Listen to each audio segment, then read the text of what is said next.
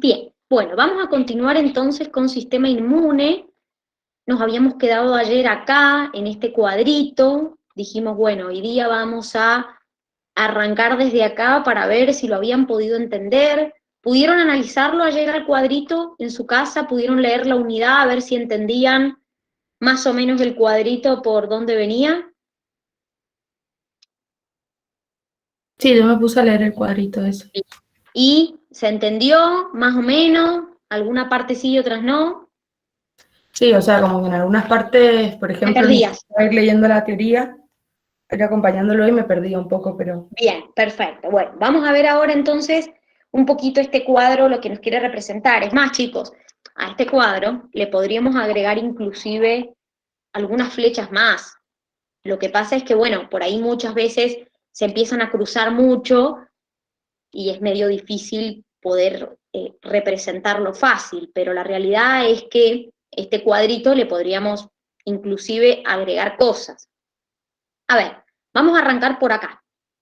Acuérdense que los patógenos tienen patrones moleculares asociados a patógenos, y esos patrones moleculares asociados a patógenos eran reconocidos por receptores que se llaman receptor de reconocimiento de patrones. Por ejemplo, los macrófagos tenían esos receptores, y el macrófago ya dijimos nosotros, el macrófago es una célula fagocítica, quiere decir que cuando detecten eso, me van a fagocitar este patógeno que tengo acá. Pero todas las células del sistema inmune innato tienen estos receptores de reconocimiento. Por ejemplo, acá veo una célula dendrítica, que también es una célula del sistema inmune innato, o sea, no de la parte adaptativa, sino de la inmunidad innata, y veo acá también el receptor de reconocimiento de patrones.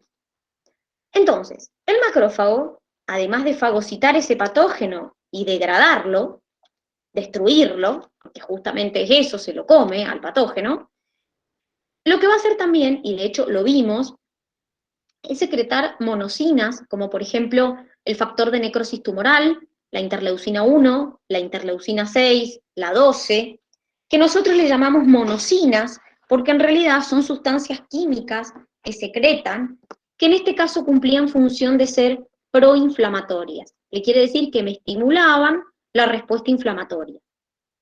¿Qué características tenía la respuesta inflamatoria? ¿Cuáles eran los 4 calor, síntomas? Muy bien, ¿qué más? enrojecimiento, Muy bien, ¿qué más? eh, tumor, no, ¿cómo se llama? Hinchazón. Como Muy eso, bien, tumor, edema, bien. y Muy bien, perfecto. Entonces, esa respuesta inflamatoria era local, es decir, pasa en la zona a donde me corté, me pusieron una vacuna, me pinché, me clavé una espina o lo que sea. Ahora, si ustedes se acuerdan, también cuando vimos esta parte, que de hecho a ustedes les tocó presencial, dijimos que el macrófago secretaba interleucina 8, que es quimiotáctica. ¿Qué quiere decir esto? Que al secretarse, atrae a otras células para que vayan a la zona. Entonces, por ejemplo, me atrae a los neutrófilos, me atrae a los linfocitos T, me atrae a los monocitos. ¿Por qué a los monocitos? A ver si se acuerdan.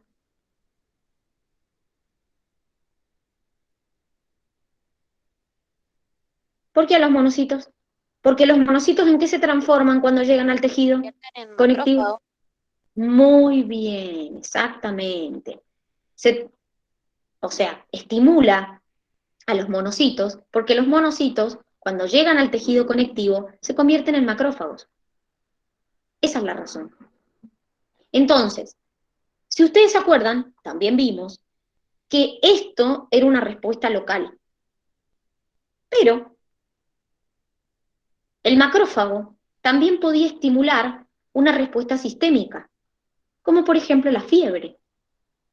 Entonces, ¿qué liberaban los patógenos que interferían o influían en los monocitos y los macrófagos para empezar a generar la fiebre? A ver si se acuerdan. endógenos. Pirógenos. Pirógenos exógenos, muy bien. Y esos pirógenos exógenos ejercían un efecto en los monocitos y los macrófagos que ¿qué liberaban? ¿Pirógenos cómo?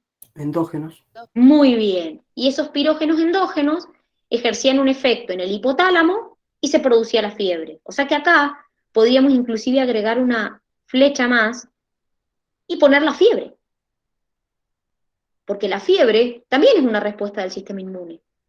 Está controlado por el hipotálamo, es verdad, pero lo que hace esa fiebre es justamente incrementar la respuesta inmune, incrementar o aumentar la respuesta inmune, aumentar la producción de anticuerpos. O sea que yo acá ya le podría agregar una flecha más, por ejemplo, si quisiera completar este cuadro más.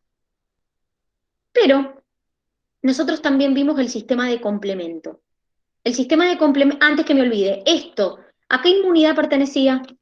Las interleucinas y el factor de necrosis tumoral. ¿A qué inmunidad pertenecía? A ver, de paso vamos repasando, chicos. Innata. Muy bien, ¿a qué componente de la innata? ¿Celular o humoral? Celular. Humoral, acuérdense que la celular son todas células. Neutrófilos, eosinófilos, basófilos. Pero las interleucinas no eran que se liberaban, profe. Claro, pero son sustancias químicas. Ah, bien. Entonces, las interleucinas pertenecen a la inmunidad innata, componente humoral. Lo mismo que, por ejemplo, los interferones, lo mismo que el sistema de complemento, que también pertenece a la humoral innata, y lo mismo que las proteínas hepáticas de fase aguda. ¿Por qué acá hay una flecha y dice proteínas hepáticas de fase aguda? ¿Qué hacían estas proteínas hepáticas de fase aguda? También son innata humoral.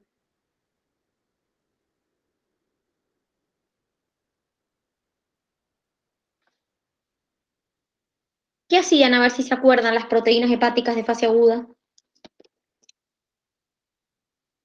Lo que hacían primero era activaban el sistema de complemento, aumentaban su producción, entonces activaban el sistema de complemento. Quiere decir que acá hasta podríamos sacar una flecha así que activan el sistema de complemento.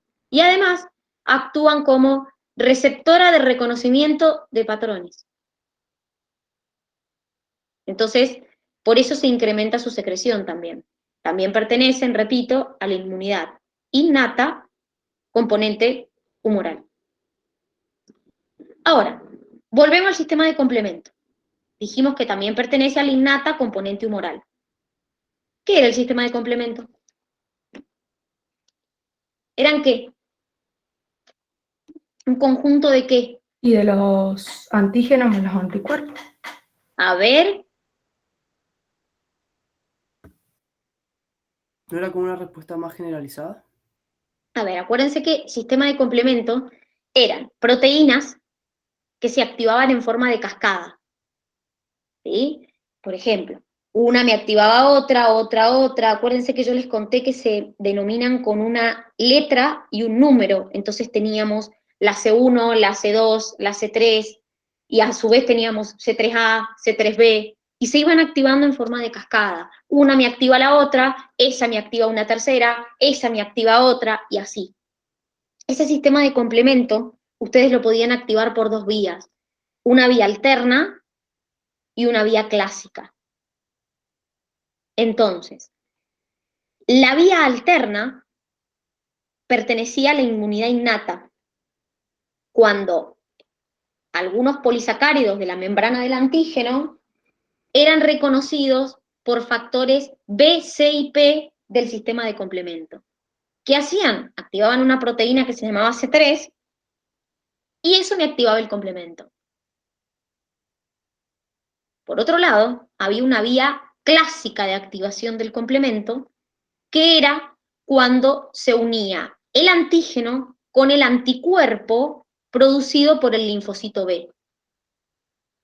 Entonces acá ya activé el linfocito B, que me activaba la proteína C1 del complemento y se producía la activación del sistema de complemento. ¿Para qué servía este sistema de complemento? ¿Qué tres funciones cumplían? Miren, hasta las flechas están como para que ustedes se acuerden las tres funciones que cumplía. ¿Qué funciones cumplía este sistema de complemento cuando se activaba? Activaba la respuesta inflamatoria. Perfecto, acá la tenemos. Me activa la respuesta inflamatoria. ¿Qué más?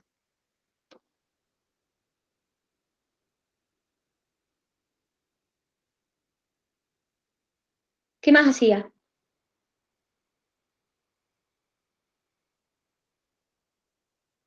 Me producía la opsonización. ¿Qué significaba opsonizar?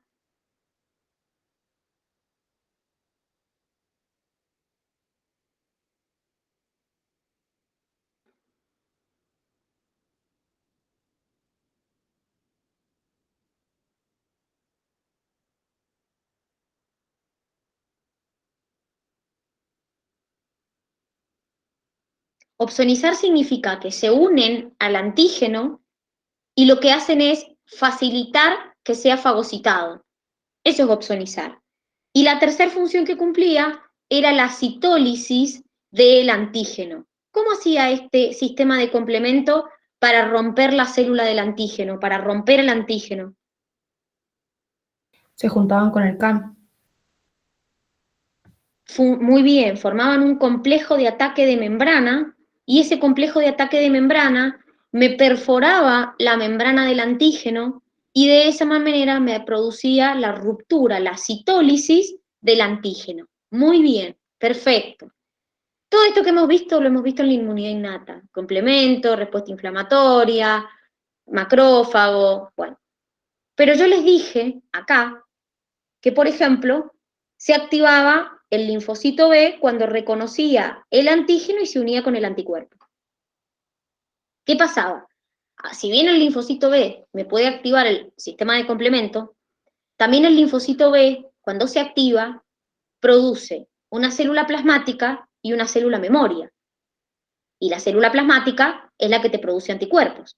La célula memoria es la que queda, no sé, dependiendo, puede quedar años, meses, toda la vida.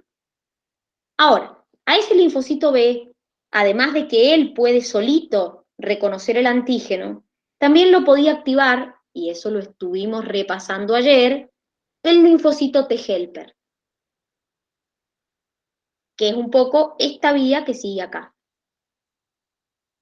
Entonces, ¿cómo era eso? ¿Cómo hacía yo para activar a un linfocito T helper? Lo estuvimos repasando ayer. Bueno, para yo activar a un linfocito T helper, el helper tenía que reconocer un complejo de histocompatibilidad 2.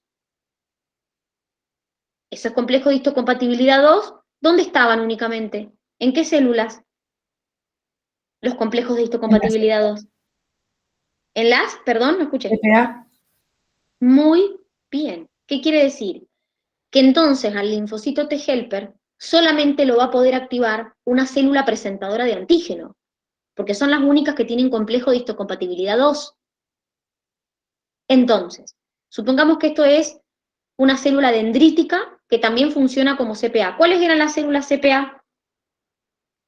Había 3.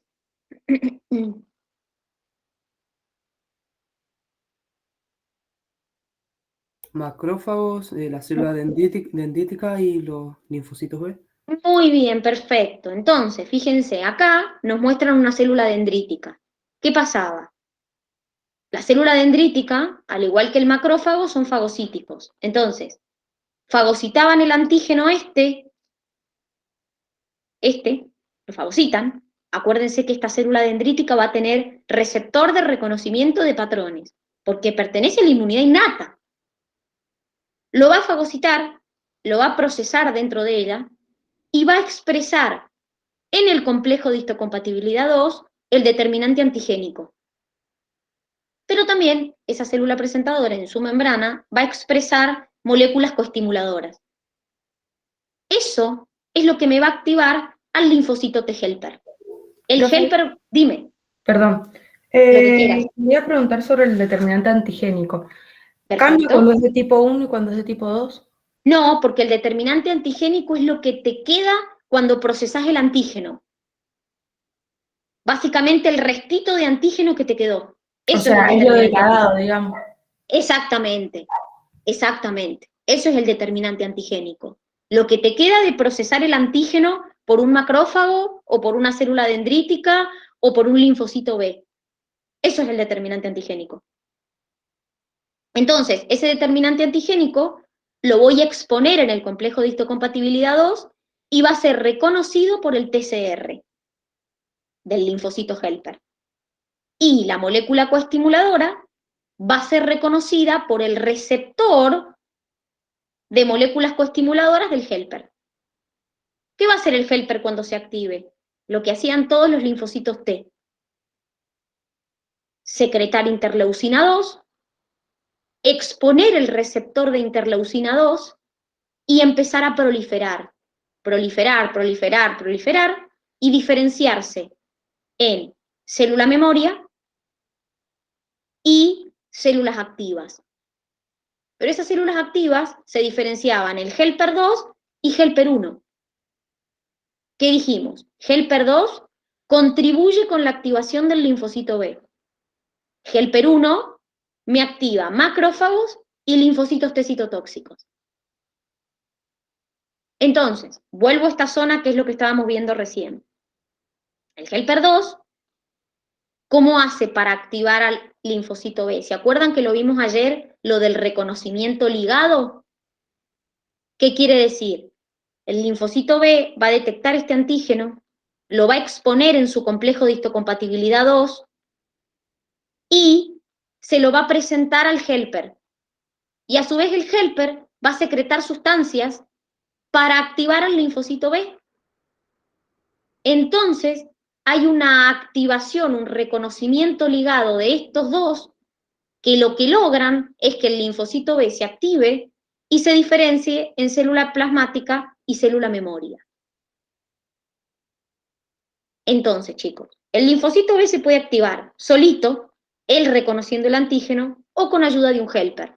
¿Cuál es la diferencia? ¿Se acuerdan? ¿Cuál era la diferencia en que el Es más linfocito... efectiva cuando lo activa el linfocito T. Muy bien, es más efectiva y dura más tiempo. Entonces, cuando el helper 2 lo ayuda a activarse al linfocito B, es un beneficio. Porque igual el linfocito B va a producir plasmáticas y memoria, pero lo que hace es que esa respuesta sea más efectiva y sea más, ¿cómo les podría decir a más de ser efectiva? Más duradera en el tiempo.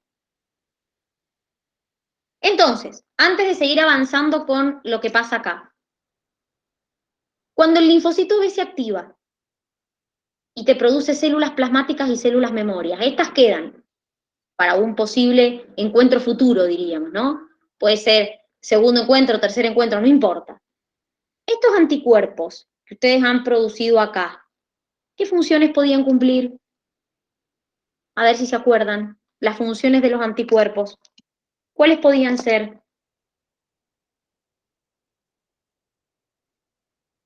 Dar una respuesta rápida. Pero bien, pero ¿se acuerdan los tipos de funciones que podían cumplir los anticuerpos? ¿Eran citotóxicos? A ver, empecemos por primero. Podían activar el sistema de complemento. O sea que acá podríamos hasta sacar una flecha así que activa el sistema de complemento. ¿Qué más? Podían opsonizar. O sea que también podríamos sacar una flecha así porque también cumple función de opsonización. Tercer función, neutralización. ¿Qué significaba que un anticuerpo neutralizara? Impedía que se adhiera a la célula. Muy bien, o sea que podríamos sacar una flecha más acá y poner neutralización. Y el cuarto efecto de este anticuerpo, y que creo que la dijiste vos, Nacho, recién, era citotoxicidad dependiente de anticuerpo. ¿Qué significaba eso? ¿Se acuerdan? Podríamos hacer una flecha así, miren, pic, y agregar una flecha más. ¿Qué significaba citotoxicidad dependiente de anticuerpo? Que este anticuerpo, algunos, se unían a las células infectadas y estimulaban que las células NK vinieran y mataran la célula infectada.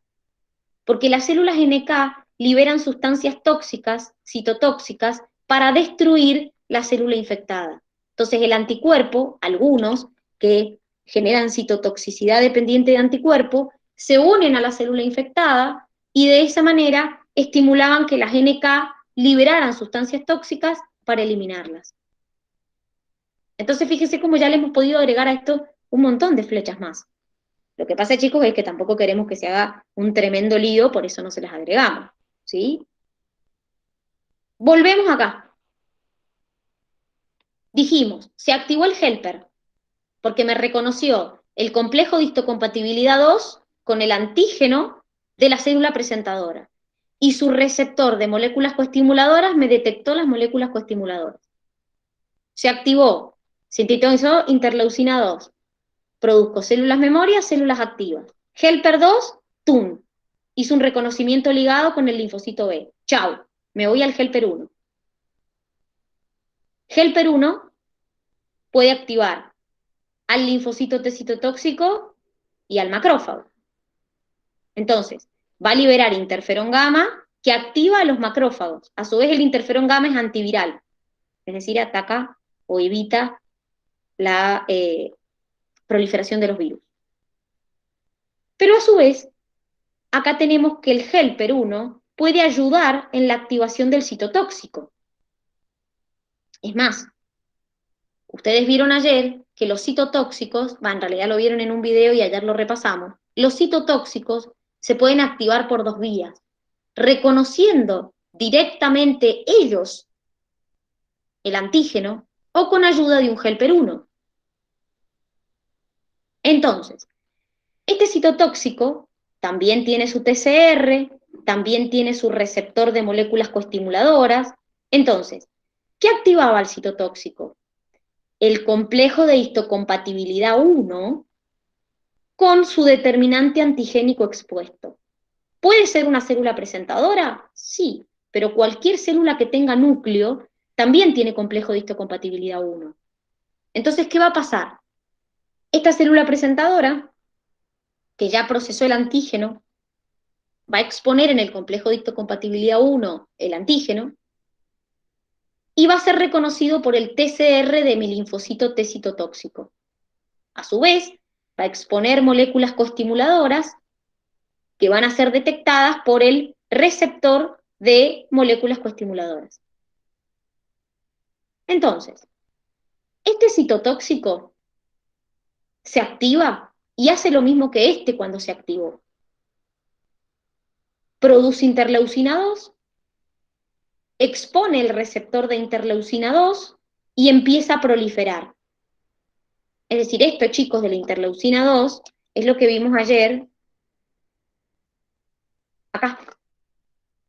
Cuando un linfocito T se activa, expone los receptores de interleucina 2, sintetiza interleucina 2 y empieza a ejercer efecto en la misma célula, que hace que prolifere y que se diferencie en una célula activa y en una célula memoria. Entonces, vuelvo. El linfocito T citotóxico, cuando se activa, se diferencia en citotóxico efector y célula memoria. Este citotóxico activado, ¿qué secretaba? Que destruía la célula infectada. Granzimas y perforinas. Muy bien, granzimas y perforinas. Las perforinas perforan la membrana, producen un desequilibrio osmótico y las granzimas son proteolíticas. Ahora, ¿qué dijimos nosotros también? Que este citotóxico, si bien se puede activar directamente, también se podía activar con ayuda de un Helper 1. Entonces, ¿cómo era? También lo repasamos ayer. Cuando se activa el helper, hace que mi célula presentadora exponga moléculas coestimuladoras que son reconocidas por el linfocito T citotóxico.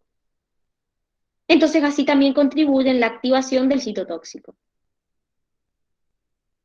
Entonces, acá está la célula infectada, acá hay una célula cancerosa, las elimino, las destruyo, pero acuérdense también que ustedes vieron las células NK. ¿A qué inmunidad pertenecían las NK? A la innata. Muy bien. Es decir, que esas células NK, ¿qué hacían las natural killer? A ver si se acuerdan. ¿Qué hacían las natural killer? Mataban a la célula propia que está infectada. Muy bien, liberaban sustancias tóxicas, es decir, eran citotóxicas, y mataban la célula infectada. Entonces ahí estamos viendo que las células NK van y contribuyen justamente con la interacción, esto que está acá, perdón que no se los marqué, esto, estamos viendo que la célula NK va a eliminar esa célula que ha sido infectada, junto con el linfocito T citotóxico que también ataca la célula infectada. Fíjense que el NK y el citotóxico están atacando células cancerosas también. Aclaro eso porque ahora vamos enseguida a ver un poquito de cáncer y vamos a mencionar justamente que los principales que dan la respuesta son los citotóxicos y los NK. ¿Ha quedado alguna duda de esto? ¿O de lo que hemos visto que me quieran preguntar? ¿Algo que ayer hayan leído y no hayan entendido? ¿No? ¿Se ha entendido todo? Sí, se entendió. Bien, perfecto. Entonces, vamos a seguir avanzando. Espérenme. Voy a dejar de presentar este y ya les comparto el otro. Vamos a seguir avanzando y vamos a ver la última parte de la unidad. Acá está.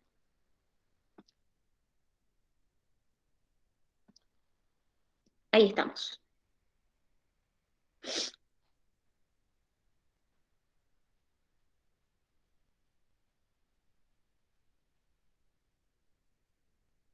Bien.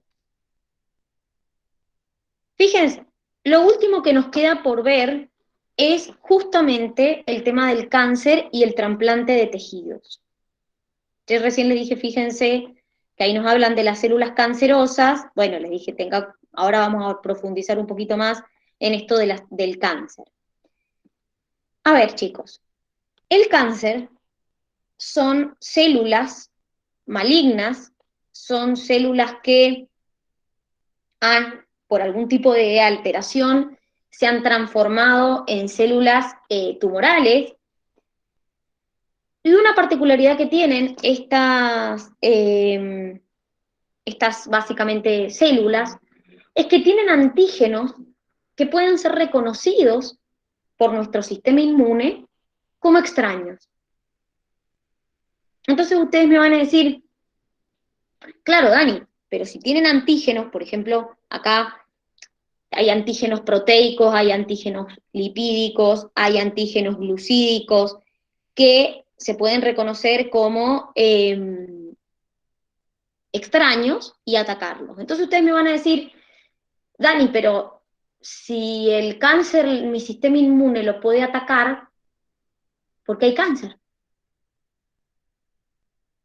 Entonces, ¿por qué hay cáncer? El cáncer puede venir por dos cosas. Porque mi sistema inmune falló o porque las células cancerígenas han desarrollado algún mecanismo para que yo no las reconozca. Entonces, si mi sistema inmune no las reconoce como extrañas, acuérdense que lo primero que yo les dije, chicos, el sistema inmune tiene que tener la capacidad de a lo propio no atacarlo y a lo extraño atacarlo. Entonces, obvio que puede fallar el sistema inmune, pero también puede pasar que la célula cancerígena haya desarrollado algún mecanismo para no ser reconocida como extraña y que el sistema inmune mío no la ataque. Entonces, de cualquiera de esas dos maneras, puede proliferar el cáncer. Es más, yo les cuento una cosa, hay algo que se llama vigilancia inmunológica. ¿Qué quiere decir?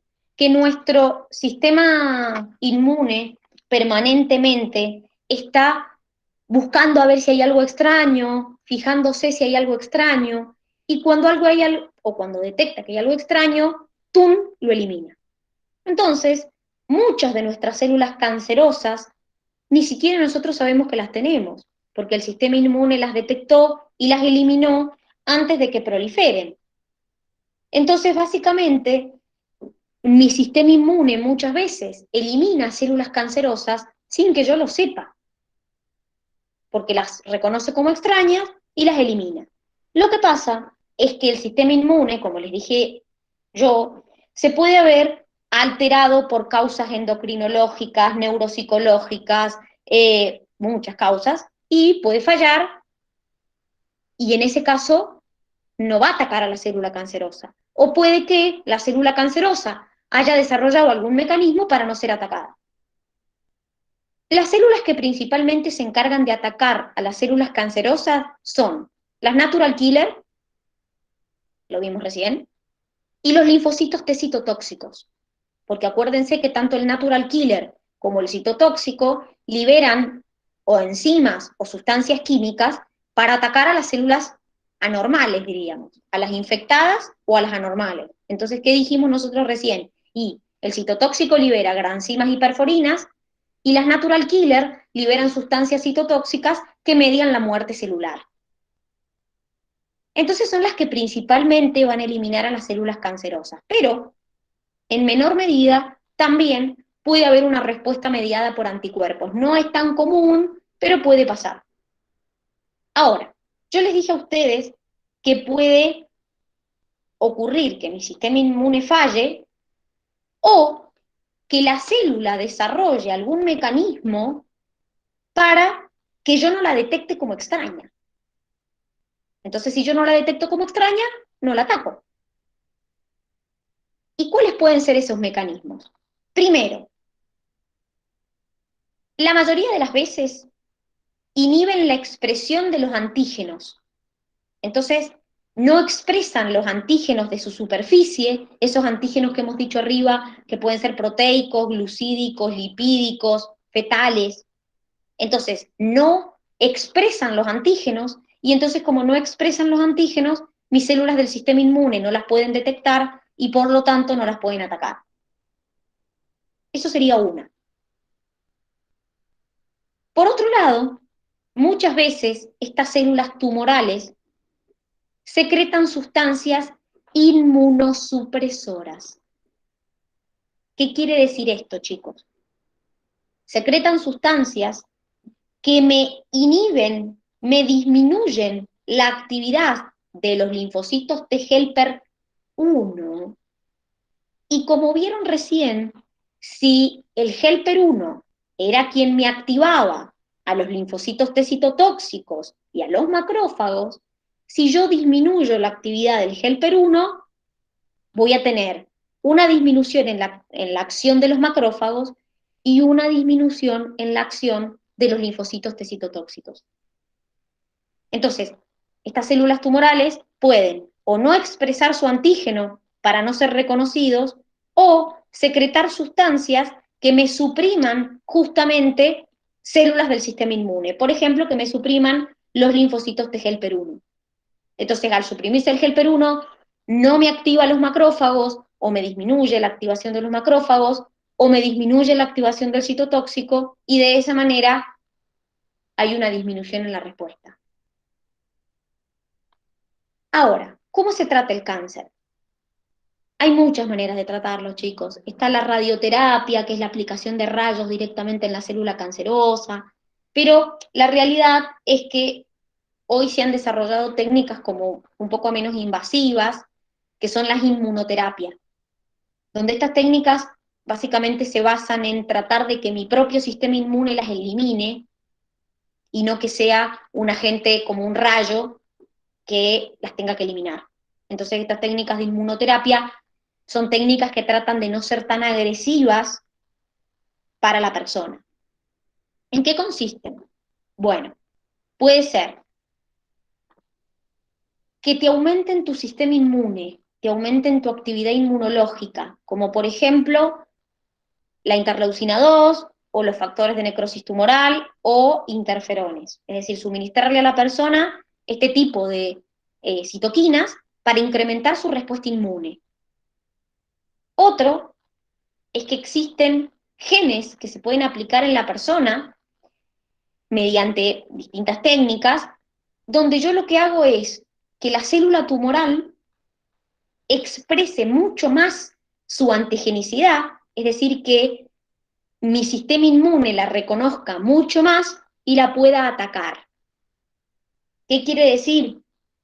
Es decir, aumenta la antigenicidad del tumor. ¿Qué quiere decir esto? Hace que el tumor sea mucho más fácil de reconocer porque expresa mucho más sus antígenos. Entonces mi sistema inmune las puede reconocer mucho más, las ataca y las elimina. Y la tercera técnica está obviamente avanzando mucho más, que es la aplicación de vacunas con ADN recombinante. Por ejemplo, es la vacuna que se usa para el cáncer de cuello uterino causado por el HPV. Obviamente, bueno, en ese caso es una vacuna que previene el cáncer, ¿no? Pero también esta técnica de ARN combinante se ha usado en otras vacunas, como por ejemplo la hepatitis B. Fue una de las primeras vacunas que usó técnica de ADN recombinante. Entonces, a ver chicos, hay otras también, como les dije, está la radioterapia, que es la aplicación de rayos, pero la realidad es que esta técnica de inmunoterapia no es tan agresiva como las otras, porque es como que el propio sistema inmune ataca, ya sea porque incrementó el sistema inmune o porque justamente la célula cancerosa expresó más su antigenicidad y entonces yo la reconocí mejor y la ataco mejor. Acá tienen una destrucción de una célula cancerosa por un linfocito T citotóxico. Fíjense que ahí les muestran A, B, C, para que lo vean. En este caso vemos que primero vemos actuando a los linfocitos T citotóxicos. Obviamente esto está agrandado, chicos, el linfocito T citotóxico no es tan grande, ¿sí? Pero si se fijan, mi linfocito T citotóxico reconoce el antígeno de la célula cancerosa expuesto en un complejo de histocompatibilidad 1, empiezan a dañar la membrana cancerosa y la forma de la célula cambia, miren. Miren la forma que tenía acá la célula cancerosa y miren cómo queda. Después del ataque de los linfocitos T citotóxicos. Entonces, obviamente estos linfocitos T citotóxicos han tenido que reconocer en esta célula el complejo de histocompatibilidad tipo 1 y entonces la han atacado. Estos y los natural killer son los principales que atacan en el cáncer. Es decir, que nos deberían proteger contra justamente las células cancerosas. ¿Se ha entendido esto? ¿Alguna duda hasta acá que me quieran preguntar? No, profe, ninguna duda. Bien. Vamos entonces a seguir hablando un poquito. En este caso vamos a hablar primero de los trasplantes de órganos y después de las transfusiones de sangre. ¿Por qué? Cuando nosotros hablamos de trasplante de órganos, chicos, puede ser desde un órgano hasta un injerto. Es decir, una persona que, por ejemplo, sufrió una quemadura y yo le tuve que hacer un injerto de piel. Por eso generalmente los injertos se hacen del propio paciente.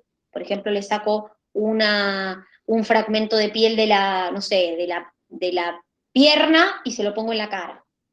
Porque, ¿qué es lo que pasa? Yo puedo rechazar, de hecho hago ese rechazo. ¿Por qué? Porque mis linfocitos T no reconocen los complejos de histocompatibilidad de la otra persona de la que me dieron el órgano o el tejido, y entonces lo atacan. Principalmente los que participan en ese rechazo son los linfocitos T y los macrófagos. Son los que más se encargan del rechazo de los trasplantes en general, de tejidos o de órganos. Entonces, ¿qué es lo que pasa? Como les dije, generalmente se produce el rechazo entre el 5º y el 7º día, entre el 5º y el 12º día. Entonces empiezan a atacar, sobre todo los linfocitos T y los macrófagos, a ese tejido o a ese órgano que yo le coloqué a esa persona. ¿Por qué? Porque yo que les conté en un principio, que los complejos de histocompatibilidad, chicos, son una marca personal de cada uno. Entonces, no existen dos personas con exactamente el mismo complejo de histocompatibilidad, salvo los gemelos idénticos. Pero el resto de las personas no tenemos exactamente el mismo complejo de histocompatibilidad. Entonces, mientras exista un porcentaje del complejo de histocompatibilidad que sea distinto, existe una posibilidad de yo rechazar ese órgano o ese tejido. Por eso muchas veces cuando hay que hacer un trasplante, ni siquiera es la propia familia la que puede ser donante del órgano, porque muchas veces con los familiares no hay compatibilidad. Porque se acuerdan, no sé si recuerdan, que yo les dije que los complejos de Profe, Dime. entonces, porque yo tengo una gemela, entonces si a mí me pasa algo, ella me lo puede dar. O sea, me lo puede dar. Probablemente. Ah, bueno. Tenés Bueno. una ventaja, ¿te das Sí, cuenta? sí.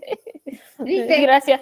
Hay que tener gemelos, chicos, porque si no, es una gran ventaja. Bueno, sí, los gemelos idénticos tienen prácticamente los complejos de histocompatibilidad exactamente iguales. Pero los mellizos no. No tanto. Ujú. Porque acordate que la diferencia está en cómo se formaron. Unas se Sí. forman del mismo óvulo y el mismo espermatozoide, y otras de dos óvulos distintos con espermatozoides distintos. Ujú. Sí, Entonces, sí. eso es lo que hace la diferencia. Entonces, volviendo un poquito a hablar del complejo de histocompatibilidad, que es lo que estábamos hablando, que es lo que hace que se rechace un órgano o un tejido, acuérdense que el complejo de histocompatibilidad, chicos, es un conjunto de proteínas que son específicos para cada uno de nosotros y que están codificados por al menos 20 genes distintos, y cada uno de estos genes tiene entre 8 y 10 alelos posibles. Imagínense un gen con 8 o 10 alelos posibles y a su vez que existan 20 genes distintos. Claramente, las posibilidades de combinaciones son enormes. Entonces, por eso no existen dos personas con los mismos complejos de histocompatibilidad. Entonces, mientras no sean iguales, yo tengo posibilidad de rechazar ese órgano o ese tejido. Porque lo que yo no detecto es el complejo de histocompatibilidad. Acuérdense que yo les conté que cuando estuvimos viendo, ¿se acuerdan el ciclo de vida de los linfocitos T? Yo les dije, chicos, entre las etapas por las que pasa el linfocito T, pasa por una selección positiva, selección negativa. Y yo les dije, chicos, en la selección positiva tiene que poder detectar cuando el complejo de histocompatibilidad está alterado. Y en la selección negativa tiene que poder identificar cuando el complejo de histocompatibilidad es normal, para no atacarlo. Entonces, ¿qué pasa? Cuando él recibe una célula donde el complejo de histocompatibilidad no es el que él reconoce normalmente, lo ataca, porque piensa que está alterado y que lo tiene que atacar. Entonces, por eso se produce el rechazo de los trasplantes.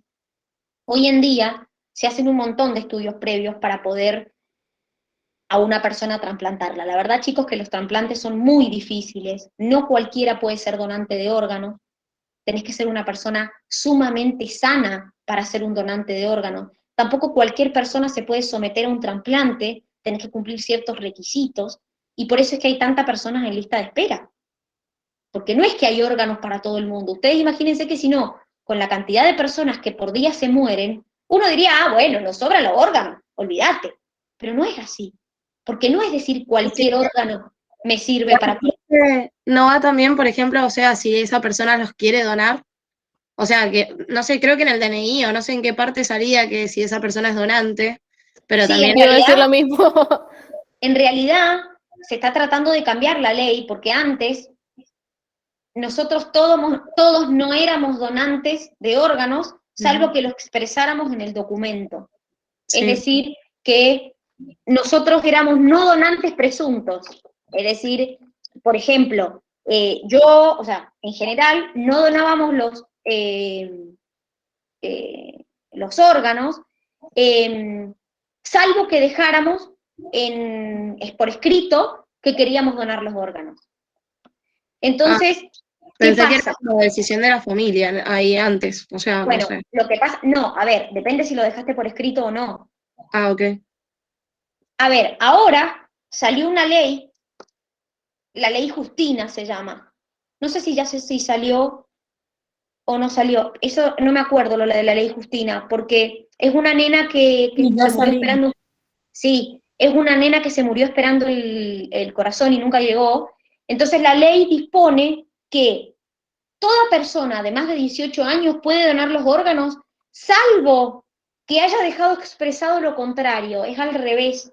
Somos todos donantes, salvo que dejemos por escrito que no queremos serlo. Entonces, pero no es solamente, chicos, el que ser donante, es que sirva para algo. Sí, se aprobó. Sí. Estaba buscando cuándo se había aprobado la ley, porque no me acordaba. Sabía que era por una nena que se había muerto esperando el corazón y que nunca llegó. Pero, a ver, la realidad es que, a ver, obviamente cuando sos menor depende de tu familia. Cuando sos menor de 18, el que decide es la familia cercana.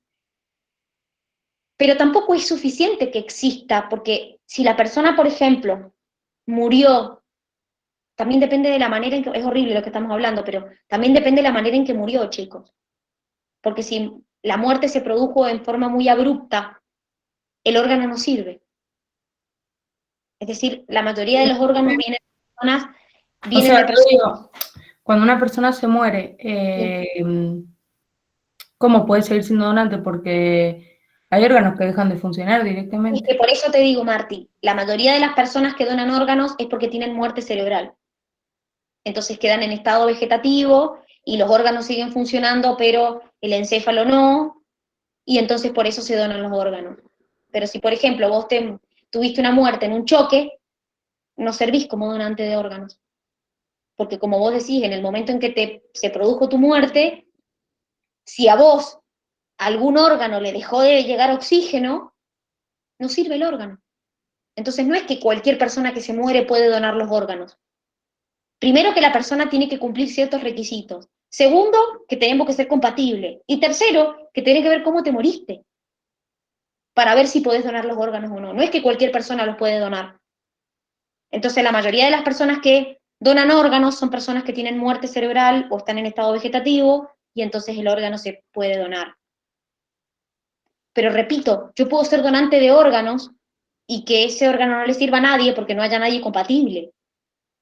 O por ahí, una misma persona salva la vida de 5, porque el riñón le sirve a uno, el hígado le sirve a otro, ¿se entiende? Entonces la verdad, chicos, es que es tan difícil este tema porque es muy difícil encontrar gente compatible, justamente por esto de la histocompatibilidad. Entonces, a las personas que se les trasplantan, decime. O sea, no entendí muy bien, tipo, si vos sos donante, pero justo a esa persona que está necesitando no le sirve o no sos compatible. Chau. Si no hay nadie en la lista de espera que le sirva, chau. Claro, pero si por ejemplo, necesitan, porque no sé, justo a la semana pasó algo. Y bueno, lo que pasa es que los órganos tienen una vida útil. Claro, eso. ¿Se entiende? Por eso, vieron, no sé si alguna vez han visto esto de que se consiguió un órgano para tal persona y se movilizan aviones y vienen los médicos corriendo, porque el órgano tiene una vida útil, chicos, no va a durar eternamente. Y por eso hay tantas, las personas que están en lista de espera, les digo porque tuve un caso muy cercano, están todo el tiempo con el teléfono en la mano, porque si te llaman un día a las 5 de la mañana que encontraron un órgano para vos, tenés que ir a las 5 de la mañana que te hagan el trasplante.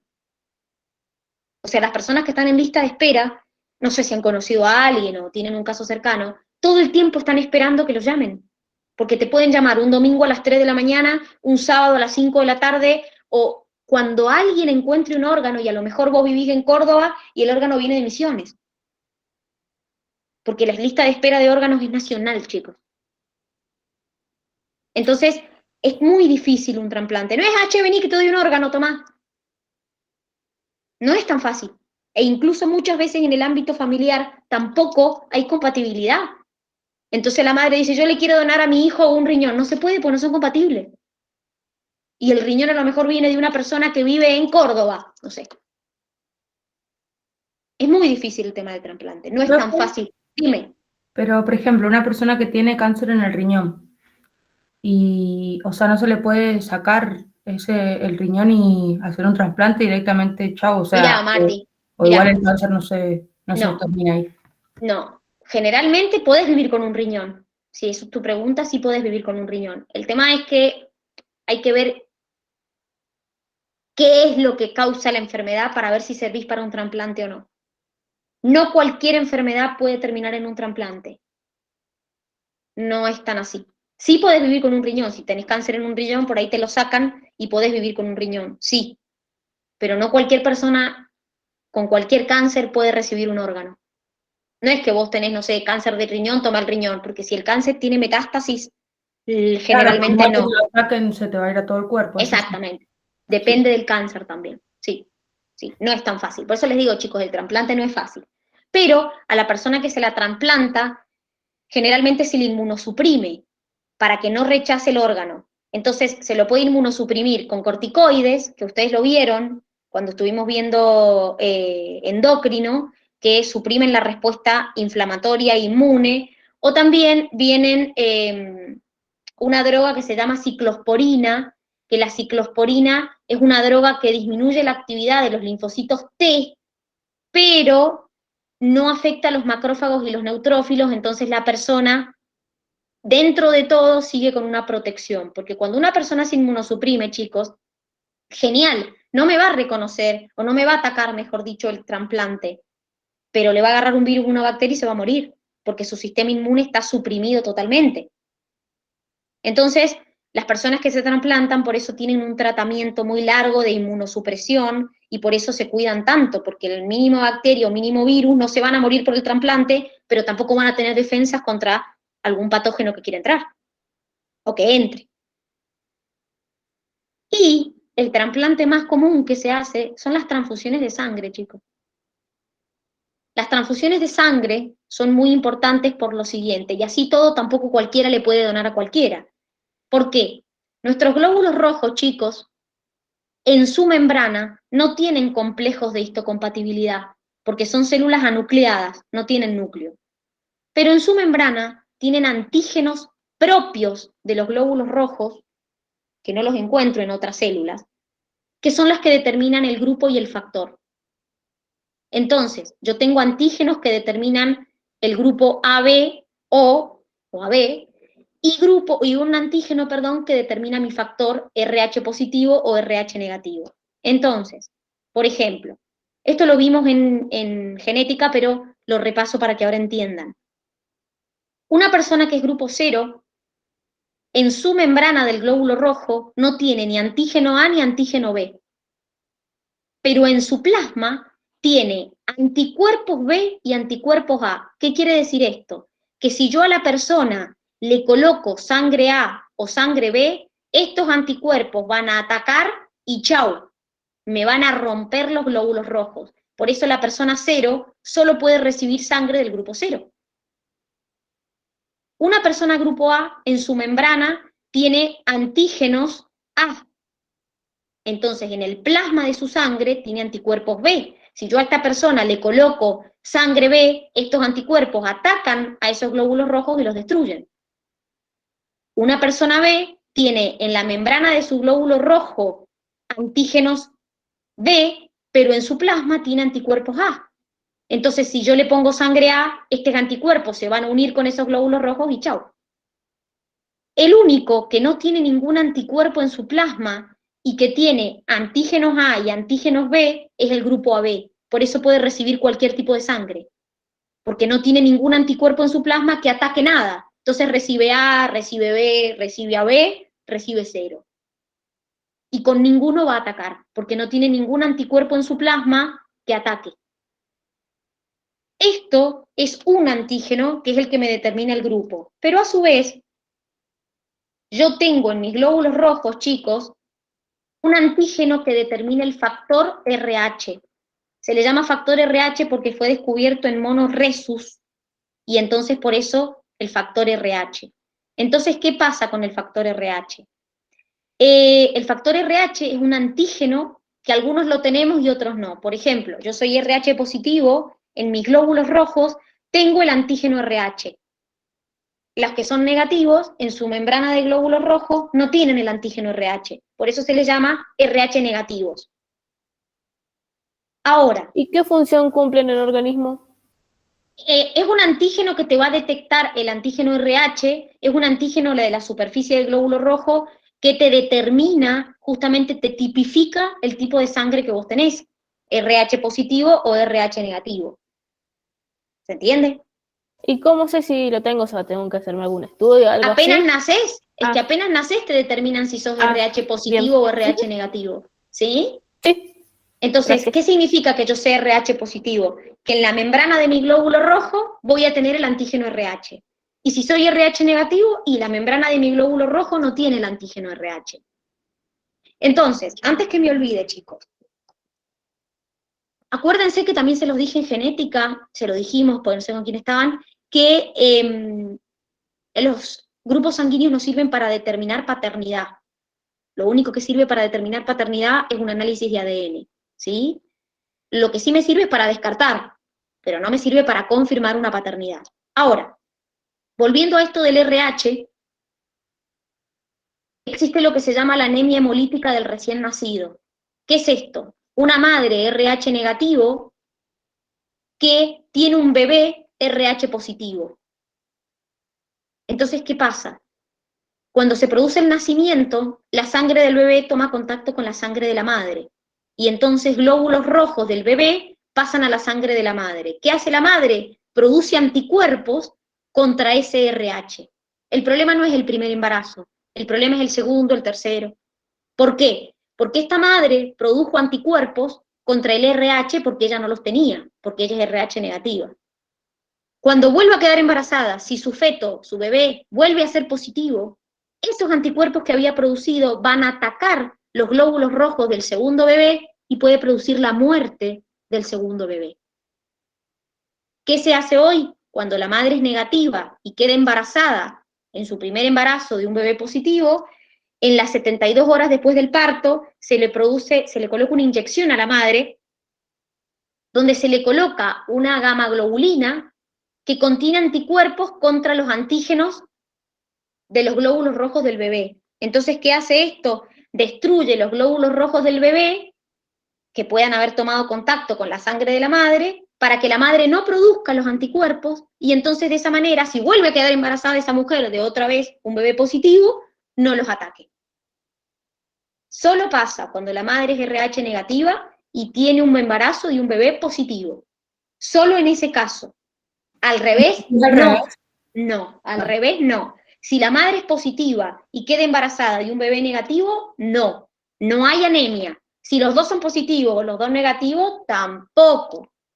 Y además, cuando la madre es negativa y tiene un bebé positivo, el problema no es el primer embarazo positivo, porque en el primer embarazo va a generar el anticuerpo. El problema es en el segundo embarazo, en el tercer embarazo, que es cuando esos anticuerpos van a atacar los glóbulos rojos del bebé.